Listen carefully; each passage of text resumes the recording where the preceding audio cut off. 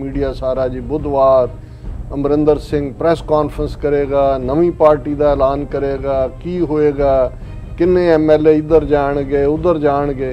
उधर नवजोत सिद्धू अपना करके कर रहा, उन्हें कहा जी जे असीं जिहड़ा अपमान होया बेदवियां उहदा ना लिया बदला जां उहदे ते कार्रवाई ना कीती तो फिर ये जिहड़ा कांग्रेस के खिलाफ जाएगा। फरीदकोट की कोर्ट ने कहा जी उन्होंने पेशी लई सद लिया गुरमीत राम रहीम नूं, फिर इहदे ते डिबेट हो रही है कि वो जाएगा कि नहीं जाएगा। रूसा आलम नूं लैके होया, वो भी उन्हें इंडियन एक्सप्रैस नूं इंटरव्यू दिता है कि जी मैं तो शुरेआम जाती रही हैं, जे कोई एजेंसियां कार्रवाई करदियां ने मेरी मैं आने लई तैयार है। पर अल्टीमेटली सानू दरियाए जमुना तो वाघा तक इंडिपेंडेंट सॉवरन नेशन खालिस्तान इस तो बिना साडा कोई मसला हल नहीं होना। Viewers welcome back on program. So viewers हुण आपां गलबात करन जा रहे हैं भारती कब्जे वाले पंजाब ते कि पंजाब विच इस वेले भारती खुफिया एजेंसियां जिहड़ी राह है दी लैबोरेटरी बनया होया है। सो बहुत सारे जिहड़े विकाऊ माल पगड़ीधार जिहड़े सिख ने राह वालू पंजाब विच खेडी जा रही सियासी सर्कस विच बांदर वांग जिहड़े टपूसियां मारे ने। सो इस बारे आपां गलबात करन जा रहे हैं। सो असीं चाहांगे कि तुसां ने इसी तरह बने रहना। देखण सुण लई लिखण लई तुहाडा सब दा बहुत बहुत शुक्रिया जी। राज साहब की कहना चाहोगे?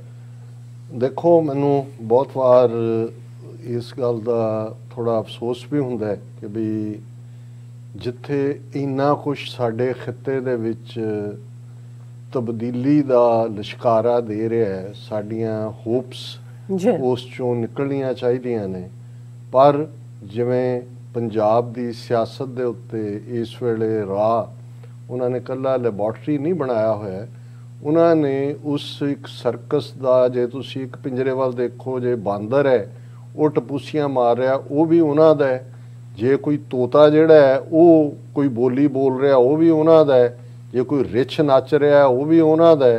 तो अल्टीमेटली जे उन्होंने सारिਆਂ ਦੇ ਉੱਪਰ ਤੁਸੀਂ देखोगे कि भी किसी दी भी ਤੁਸੀਂ देख लो जे कोई जोकर जिहड़ा है वो अपना जोकरपना कर रहा वो भी उन्हों का है। सो जिन्हों तुसीं कहंदे हो कि भी चार चफेरे खेड ही उन्हों दी है। तो जिहड़ी कौम जिस दा बेस पंजाब दी धरती, जिस धरती नूं अपने खून दे नाल जिस कौम ने सिंजिया पिछलियां 5.5 सदियां दे विच, जिस किस्म का उस धरती की तरबीयत जिन्हों कदे प्रोफैसर पूरन सिंह होरां ने एक फिलासफाना अंदाज किया सी, पंजाब ना हिंदू ना मुसलमान, पंजाब जिउंदा गुरां दे नाल है। जिहड़ी एक तहजीब उस धरती दे उत्ते प्यार दी, अमन दी, सैल्फलैस जिंदगी दी, दूसरिਆਂ दे कम आण दी, पर जदों तुसीं अज इस सियासी सर्कस दे उत्ते जिहड़ा हर एक पासे बैठा देखदे हो, और गल ये नहीं है कि भी एक सियासी कौन किधर जाएगा। जदों असीं अज गल कर रहे हैं, अज मीडिया सारा जी बुधवार अमरिंदर सिंह प्रैस कॉन्फ्रेंस करेगा, नवी पार्टी का ऐलान करेगा, की होएगा, किन्ने MLA इधर जाणगे उधर जाणगे। उधर नवजोत सिद्धू अपना करके कर रहा, उन्हें कहा जी जे असीं जिहड़ा अपमान होया बेदवियां उहदा ना लिया बदला जां उहदे ते कार्रवाई ना कीती तो फिर ये जिहड़ा कांग्रेस के खिलाफ जाएगा। इस तरह एक फरीदकोट की कोर्ट ने कहा जी उन्होंने पेशी लई सद लिया गुरमीत राम रहीम नूं, फिर इहदे ते डिबेट हो रही है कि वो जाएगा कि नहीं जाएगा। उन्होंने सारे पहला रूसा आलम नूं लैके होया, वो भी उन्हें इंडियन एक्सप्रैस नूं इंटरव्यू दिता है कि जी मैं तो शुरेआम जाती रही हैं, जे कोई एजेंसियां कार्रवाई करदियां ने मेरी मैं आने लई तैयार है। कांग्रेस नूं कह रही है जी तुसीं जरनैल थोड़ी बदली दा जिहड़ा जंग दे मैदान तुसीं अपना बेड़ा गर्क कर लिया, वो अमरिंदर बैठा फोटो जारी करी जाता भी। सो मतलब जदों तुसीं देखदे हो जिहड़े लोग सीरीयसली पंजाब दी सारी सिचुएशन नूं देख रहे ने, समझण दी कोशिश कर रहे ने, उन्हां दे एक तां हुंदा है कि एक समोक स्क्रीन क्रिएट कीती, वो कहंदे ने कि धुएं तो बिना नज़र ही होर नहीं आ रहा कुछ भी, कि भी चार चफेरे डार्कनेस है। और कित्थे और ये भी आ रहा कि जी हो सकता है कल अमरिंदर सिंह ऐलान कर दे कि जी किसानां दियां ये मंगां मन्नियां गईयां, विच बंदे उन्होंने नाल जोड़े हुए ने।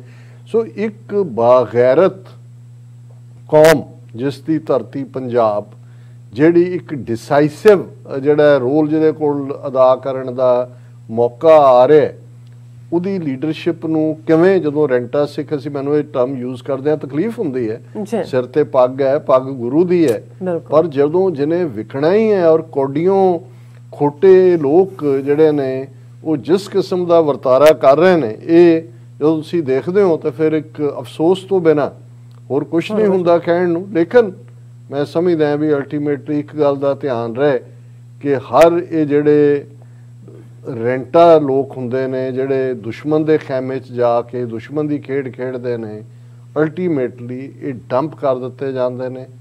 ਇਹਨਾਂ ਨੂੰ ਹੀ, ਇਹਨਾਂ ਦੇ ਆਕਾ ਜਿਨ੍ਹਾਂ ਨੇ ਲਿਮਟਿਡ ਰੋਲ ਰੱਖਿਆ ਹੁੰਦਾ, ਉਹਨਾਂ ਤੋਂ ਬਾਅਦ ਉਹਨਾਂ ਦੀ ਕੋਈ ਹੋਂਦ ਨਹੀਂ ਰਹਿੰਦੀ। ਪੰਜਾਬ 'ਚ ਸਿੱਖੀ ਦੀਆਂ ਜੜ੍ਹਾਂ, ਜਿਸ ਸਿੱਖੀ ਦੇ ਬੂਟੇ ਨੂੰ ਜਿਹਦੇ ਬਾਰੇ ਅਸੀਂ ਜਦੋਂ ਗੁਰਬਾਣੀ ਕਿ ਅਬ ਚਲ ਨੀਂਵ ਧਰੀ ਗੁਰੂ ਨਾਨਕ ਨਿਤ ਨਿਤ ਚੜ੍ਹੇ ਸਵਾਈ, ਅਫਸੋਸ ਹੁੰਦਾ ਹੈ ਜਦੋਂ ਗੱਲ ਕਰਦੇ ਹਾਂ, ਕਿਉਂਕਿ ਮੇਰਾ ਤਾਂ ਕਈ ਵਾਰ ਗੱਲ ਕਰਨ ਨੂੰ ਜੀ ਨਹੀਂ ਕਰ ਰਿਹਾ ਹੁੰਦਾ। ਫਿਰ ਸਾਡੇ ਬਹੁਤ ਸਾਰੇ ਭਰਾ ਜਿਹੜੇ ਨੇ ਉਹ ਮੈਸੇਜ ਦੇਣਗੇ ਕਿ ਜੀ ਪੰਜਾਬ ਦੀ ਗੱਲ ਵੀ ਜਿਹੜੀ ਆ ਉਹਦੇ 'ਚ ਤੁਸੀਂ ਇੱਕ ਅੱਧਾ ਸੈਗਮੈਂਟ ਜ਼ਰੂਰ ਕਰਿਆ ਕਰੋ।